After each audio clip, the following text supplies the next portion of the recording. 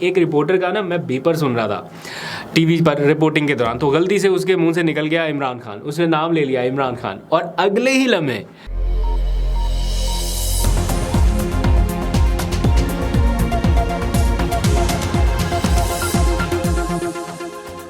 बिस्मिल्लाहिर्रहमानिर्रहीम, अस्सलाम वालेकुम। पाकिस्तान और दुनिया भर में देखने और सुनने वालों को अब्दुल कादिर का सलाम। गुज़िश्ता रोज़ चेयरमैन पीटीआई इमरान खान की सज़ा मुअत्तली के हवाले से जब केस की समाअत हुई तो उसके बाद उनके वकील डॉक्टर बाबर अवान ने एक ट्वीट किया जिसमें उन्होंने लिखा कि कमरा अदालत में दाखिले के बाद यह एहसास हुआ कि इमरान खान केस में 25 करोड़ आवाम की जान अटकी हुई है। और सूरत कुछ ऐसी है, मतलब हर तरफ से एक ही क्वेश्चन है, कब रिलीज़ होंगे इमरान खान, कब उन्हें रिलीफ मिलेगा, और सबकी नज़रें इसी केस पर हैं। ये अलग बात है कि इसके ऊपर इतनी ज़्यादा नेशनल मीडिया के ऊपर डिबेट नहीं हो रही या बातचीत नहीं हो रही। इसके ऊपर मैं आगे चल के बात करूँगा। जब नवाज शरीफ साहब का ये केस था और मरियम बीबी का था तो उस वक्त क्या सिचुएशन थी, टेलीविजन पर किस किस्म की कवरेज थी, और अभी बिल्कुल क्या मुख्तलिफ सूरत हाल है, आगे चल के बात करते हैं। लेकिन फ़िलहाल इमरान खान केस के हवाले से 3 अहम डेवलपमेंट्स हैं। पहली ये कि तोशाखाना केस में उनका जो हक़ के दिफा बहाल करने की दरख्वास्त पर आज समाअत होना थी वो नहीं हो सकी। कल से ये पता चल गया था कि ये समाअत नहीं होगी, यानी जिस केस में इंसाफ के तकाज़े पूरे होने का अभी फ़ैसला होना बाकी है उस केस में सज़ा का फ़ैसला हो चुका है और इमरान खान उस केस में जेल में मौजूद हैं सज़ा के तौर पर। इस्लामाबाद हाई कोर्ट के चीफ जस्टिस आमिर फ़ारूक ने तबीयत नासाजी के बाइस आज छुट्टी की है या रुखसत पर हैं, और यूं अदालत के जो तमाम मुकदमात की कॉज लिस्ट होती है, यानी जिसके तहत मुकदमात चलते हैं, वो सारी कॉज लिस्ट आज की मनसूख कर दी गई थी। तो हाई कोर्ट ने इलेक्शन कमीशन को जो नोटिस जारी कर रखा था कि आज के दिन आके बताएं इस मामले पर, और जवाब तलब कर रखा था, वो आज उसकी पैरवी नहीं हो सकी। दूसरी जो अहम डेवलपमेंट हुई है जिसका पैटर्न शायद अब आपको आगे आने वाले दिनों में ज़्यादा देखने को मिलेगा, वो है नैब के अलकादर ट्रस्ट केस और तोशाखाना केस में इमरान खान की ज़मानत का खारिज होना। नैब अदालत के जज मोहम्मद बशीर ने आज इमरान खान साहब की अदम पैरवी पर उनकी जो दरख्वास्त ज़मानत है वो खारिज कर दी है, जिसका मतलब ये है कि अब अगर इस केस में यानी तोशाखाना केस में जो इमरान खान साहब गिरफ़्तार हैं अगर रिहा होते हैं तो नैब भी इमरान खान की गिरफ़्तारी के लिए तैयारी करेगा। आज जब इमरान खान की ज़मानत के लिए एहतसाब अदालत में समाअत हो रही थी तो इमरान खान के वकील ख्वाजा हारिस ने कहा कि हमारी आपसे दरख्वास्त है कि आप हमें एक मौका और दे दें। हम ये सब कुछ जानबूझकर नहीं कर रहे कि हमारा जो मौक्कल है वो अदालत में पेश नहीं हो रहा, ये जानबूझकर नहीं है। आपको भी पता है कि इमरान खान इस वक्त जेल में है और हमने उनकी सज़ा मुअत्तली की दरख्वास्त इस्लामाबाद हाई कोर्ट में दायर कर रखी है। ऐन मुमकिन है हमें रिलीफ मिल जाए। आप कम से कम हमें 1 हफ़्ते की मोहलत दे दें और केस की समाअत अगले हफ़्ते तक ले जाएं ताकि हम अपने मौक्कल को अदालत में पेश कर सकें। यकीनन वो ये सोच रहे होंगे कि अगर अगले हफ़्ते तक केस चला गया तो हो सकता है इमरान खान साहब को इस्लामाबाद हाई कोर्ट से रिलीफ मिल जाए, वो रिहा हो गए तो हम उन्हें नैब अदालत में पेश कर देंगे। लेकिन जो नैब प्रोसिक्यूटर थे उन्होंने कहा कि अगर वो 3 साल तक की कैद काट रहे हैं तो क्या अदालत 3 साल तक उन्हें ज़मानत देगी, इसलिए उन्होंने मुखालफत की और अदालत से कहा कि इनको ज़मानत ना दी जाए। जिसके बाद अदालत ने फ़ैसला सुनाया और जो तहरीरी फ़ैसला भी उन्होंने जारी किया है उसमें भी उन्होंने लिखा है कि दरख्वास्त गुजार की अदम मौजूदगी के बाइस यानी इमरान खान साहब की अदम मौजूदगी के बाइस ज़मानत नहीं दी जा सकती, इसलिए अदम मौजूदगी पर या अदम पैरवी पर दरख्वास्त ज़मानत खारिज की जाती है। अब यहाँ पर है एक बहुत ही अहम नुक्ता जो इमरान खान साहब और उनके वकला के हक़ में जा सकता है। इसके ऊपर कल ही चीफ जस्टिस ने रिमार्क्स भी दिए हैं, उस पर जिक्र करने से पहले अब इस वक्त जो करंट सिनेरियो है उसके मुताबिक तज्ज़ियाकार ये समझते हैं कि इमरान खान के ऊपर चूँकि 200 के करीब मुकदमात हैं तो अब वो बाकी मुकदमात में ज़मानत पर रिहा हैं। अब जब वो जेल में है तो उन मुकदमात में वो पेश नहीं हो सकेंगे, तो नतीजतन एक एक करके उनकी ज़मानत खारिज होने लगेगी और यूं वो पहले एक केस में रिहा होंगे तो दूसरे में पकड़े जाएंगे, दूसरे से रिहा होंगे तो तीसरे में पकड़े जाएंगे, कभी नैब होगी, कभी एंटी करप्शन होगी, तो कभी कोई दहशतगर्दी के मुकदमे में उनको हिरासत में लिया जाएगा। तो ये सिलसिला और ये पैटर्न बहुत देर तक चलता रहेगा और मुसलसल उनकी गिरफ्तारियाँ होती रहेंगी। लेकिन यहाँ पर वो नुक्ता काम आ सकता है। मुझे कल इस्लामाबाद हाई कोर्ट के चीफ जस्टिस आमिर फ़ारूक साहब के कहे हुए रिमार्क्स हू बहू और बिल्कुल एग्जैक्ट याद हैं, जब ख्वाजा हारिस ने एग्जैक्टली यही पॉइंट रेज़ किया था और उनसे ये दरख्वास्त की थी कि आप इमरान खान साहब की फ़ौरी रिहाई का हुक्म दें, ये ना हो कि दीगर केसेस में फिर इमरान खान साहब की ज़मानत खारिज हो जाए और वहाँ से उनकी गिरफ़्तारियों का सिलसिला शुरू हो। तो chief justice Islamabad high court justice Aamir Farooq साहब ने उसी वक्त ये रिमार्क्स दिए थे कि ऐसा नहीं होता कि एक केस में आप गिरफ़्तार हों तो दूसरे में भी गिरफ़्तार हो जाएं। आसिफ जरदारी केस में हम ये तय कर चुके हैं। तो इसका मतलब ये है कि अगर उनकी इस तरह गिरफ्तारियों का सिलसिला शुरू होता है तो ये मामला भी इस्लामाबाद हाई कोर्ट में आएगा। और चूंकि चीफ जस्टिस एक दिन पहले ये क्लियर कर चुके हैं कि ऐसा नहीं होगा, हम ये पैरामीटर्स तय कर चुके हैं, तो फिर मुखालिफ फ्रीक के लिए या नैब के लिए थोड़ा मुश्किल होगा या बाकी गिरफ्तारियां उनके ऊपर डालने के लिए। तो ये जो वकला हैं इमरान खान साहब के, उनको ये पॉइंट बहुत सॉलिड तरीके से परसू करना होगा चीफ जस्टिस साहब के पास।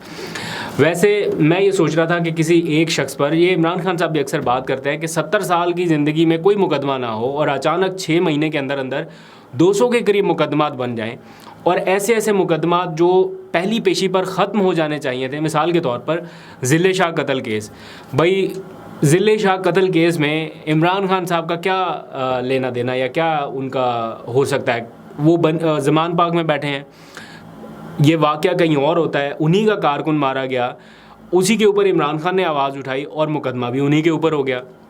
फिर जज धमकी केस है, वो जलसे में कही हुई एक बात जिसके ऊपर इमरान खान ने ज़ाती तौर पर जाकर माफ़ी मांग ली, तहरीरी तौर पर मांग ली, अदालत में जाकर ये बताया, उसके बावजूद उस केस में इतनी ज़्यादा पेशियाँ हुई और इतने ज़्यादा वो वकला के चक्कर, और स्टिल वो केस अभी तक डिस्चार्ज नहीं हुआ, अभी तक वो चल रहा है केस। तो ये इस किस्म का निज़ाम इंसाफ है। फिर आप एग्जांपल ले लें वकील कत्ल केस, जो कोयटा का वकील कत्ल हुआ। कत्ल कहाँ पर हुआ? कोयटा में। कहाँ, किसकी इमां पर वो उनकी दुश्मनी थी या कुछ और था?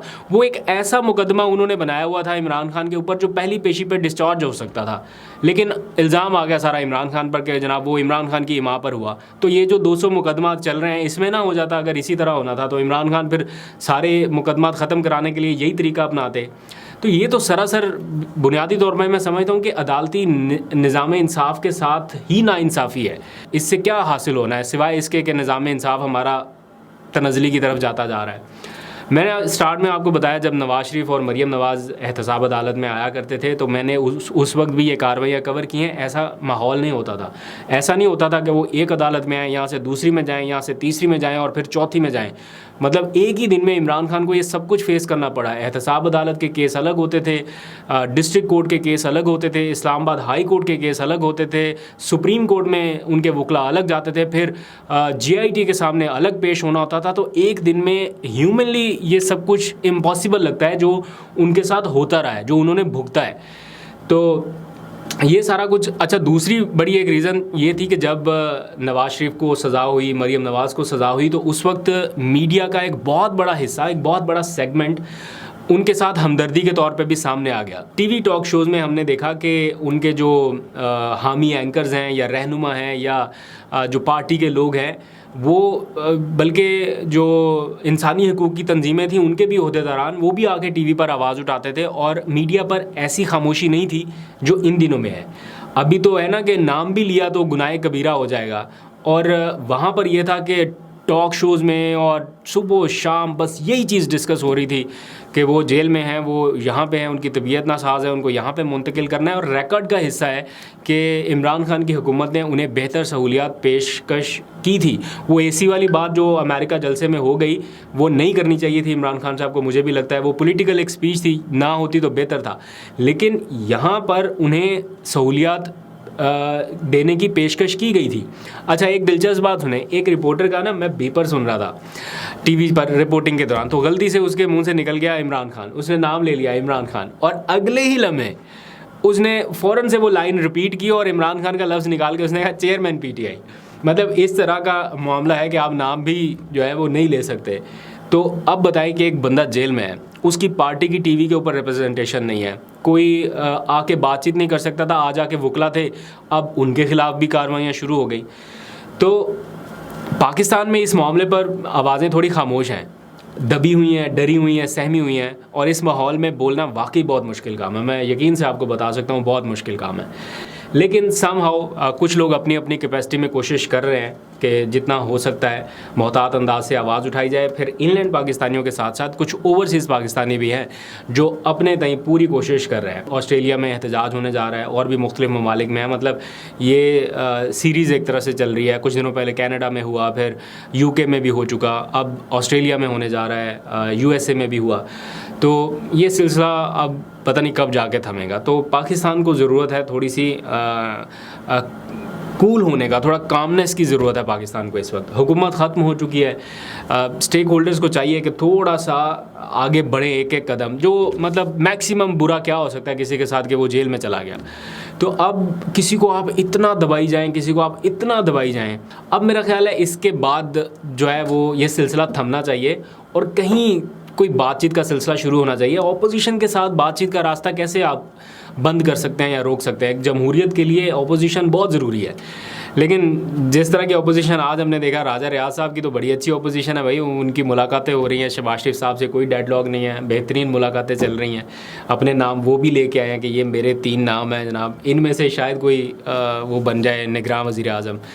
तो ये मुलाकातें प्राइम मिनिस्टर हाउस में जारी हैं, राजा रियाज की, शहबाज शरीफ साहब की, और भी कुछ लोग अपना इनपुट दे रहे होंगे, जारी बात है।